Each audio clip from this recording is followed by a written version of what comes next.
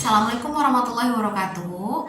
Pada video kali ini merupakan video lanjutan dari chapter 13 tentang gangguan sistem muskuloskeletal dan jaringan ikat.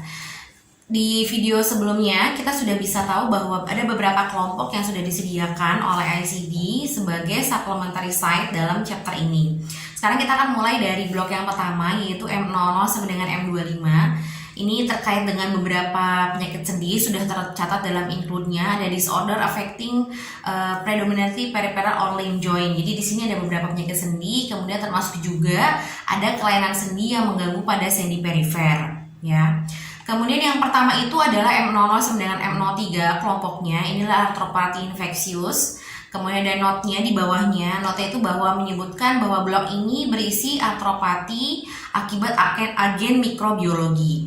Nah, di sini ada dua, disebutkan ada etiological yang mengikuti hubungannya dari note yang tadi sudah disebutkan, yaitu yang pertama adalah the direct infection atau infeksi langsung pada joint, yaitu disebutkan di sini bahwa jika ada organisme yang menyerang jaringan sinovial atau synovial tissue dan agen antimikroba di dalam sendi, ya, itu yang dimaksud dengan direct infection. Kemudian ada lagi indirect infection, ini ada dua tipenya, ada reaktif arthropathy, kemudian ada lagi post infective arthropathy. Yang reaktif arthropathy ini adalah adanya infeksi di dalam infeksi mikroba, ya, ini infeksi microbial infection di dalam tubuh, tetapi organisme atau antigennya itu tidak ada di dalam sendi, gitu. Itu yang dimaksud dengan reaktif arthropathy.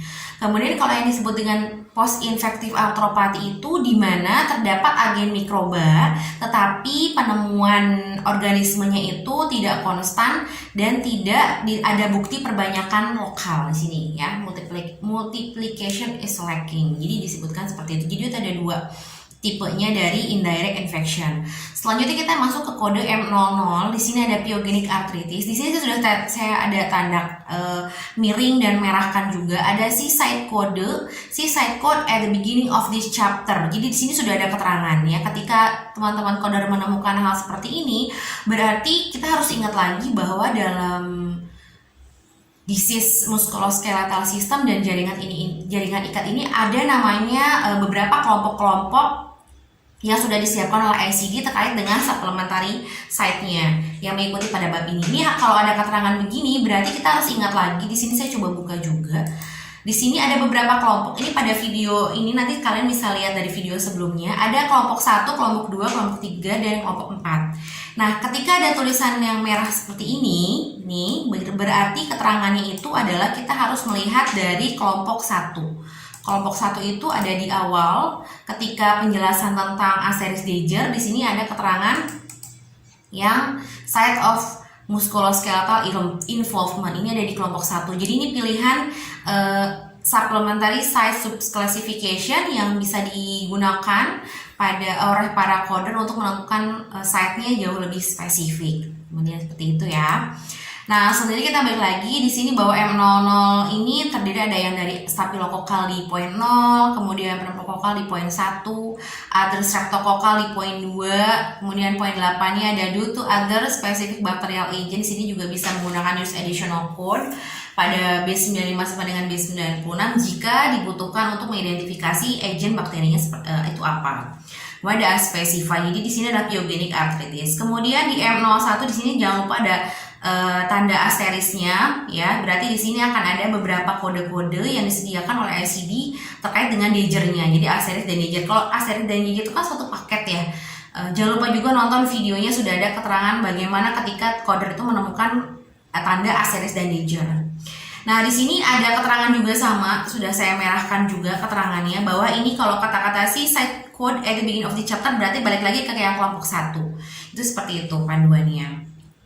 Nah, ini saya juga mengambil materinya langsung, ya, sesuai dengan ICD 10 tahun 2016 dari volume 1. Jadi teman-teman juga bisa cek masing-masing spesifikasinya itu seperti apa, penjelasan masing-masing babnya. Ini saya pakai tahun 2016 dari versi online-nya atau versi PDF-nya, kemudian saya pindahkan dalam materi ini. Kemudian selanjutnya ini ada M01 sama masih ada asteris danger, karena dia kelompok utamanya itu adalah sudah ketemu ada asterisnya, berarti bisa jadi di bawahnya itu ada temuan juga asteris dan dangernya seperti itu. Nah ini kalau ini tidak ada dangernya karena memang ini arthritis in other infectious and parasitic disease classified elsewhere, jadi ini tidak ada dangernya ya seperti itu. Oke, ini M02 sama ketika kita menemukan M02 atau ketika dari volume 3 merujuk ke volume 1 kemudian kita diarahkan ke M02, jangan lupa di bawah ada keterangannya si site code at the beginning of the chapter, berarti ngeliatnya dari kelompok 1 ya. Ini M02, kemudian M03 juga masih sama, ini juga ada asteris danger sama seperti yang tadi di atas sebelumnya. Ada si site code juga untuk menentukan supplementary kodenya.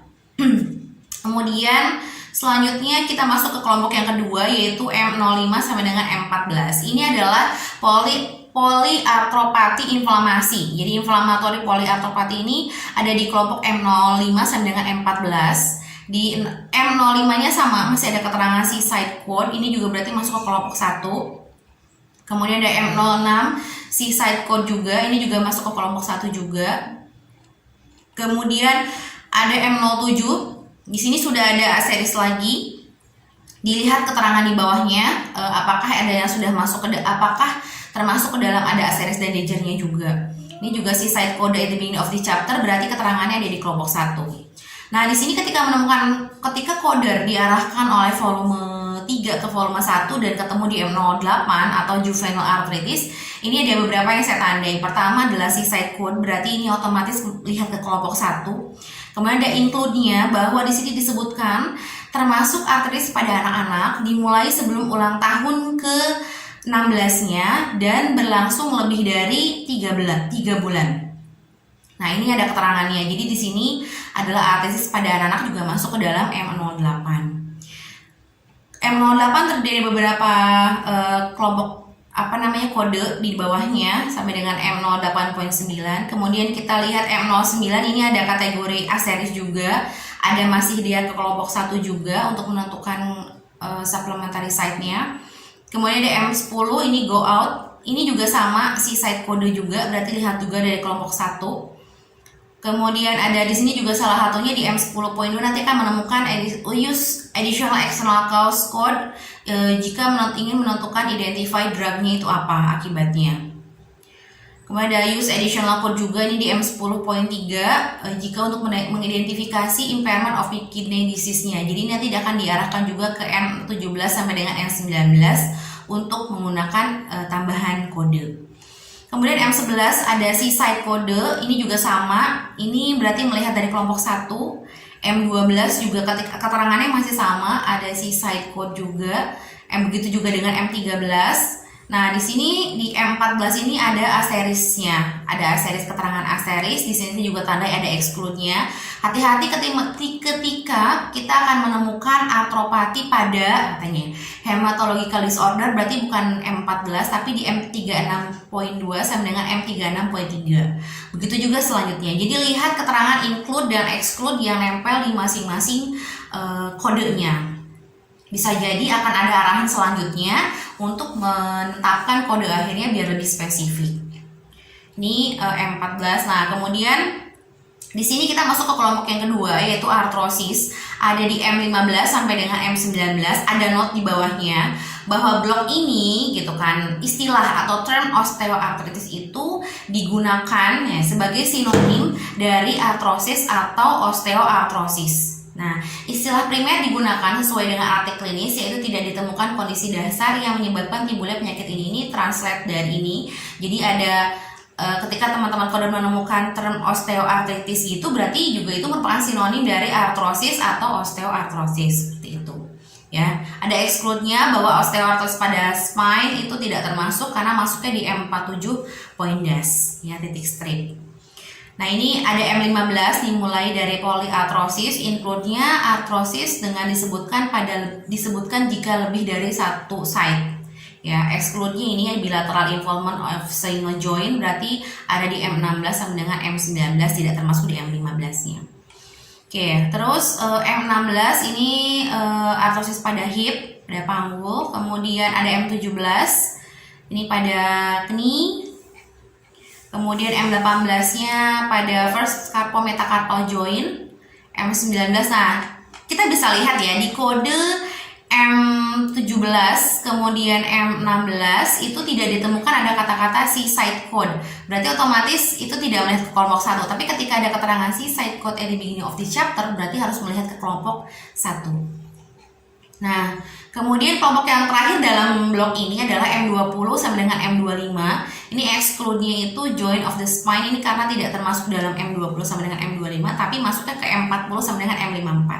Nah, di dalam M20 ini tidak ada asterisk danger, kemudian tidak ada keterangan juga seaside code at the beginning of this chapter ya. Jadi next. Nah, ini M21 ada lagi keterangannya seaside code, berarti ini lihat lagi dari kelompok 1.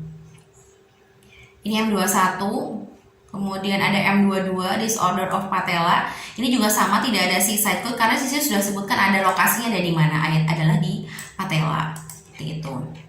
Kemudian nah, ketika masuk di M23 ini adalah internal the arrangement of knee. Di sini sudah ada satu kode ini, M23 ini dia punya following supplementary. Ini yang dimaksud dengan kelompok 2. Jadi ada beberapa keterangannya.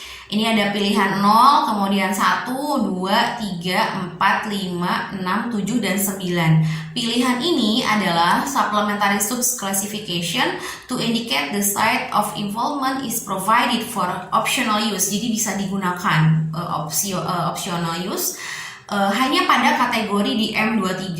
Ketika nanti teman-teman coder dari volume 3 kemudian diarahkan ke volume 1 dan ketemu M23 point dash atau titik strip seperti ini, berarti tugas teman-teman adalah menentukan kode selanjutnya di point dash ini. Pilihannya ada di mana? Ada di dalam yang kategori M23.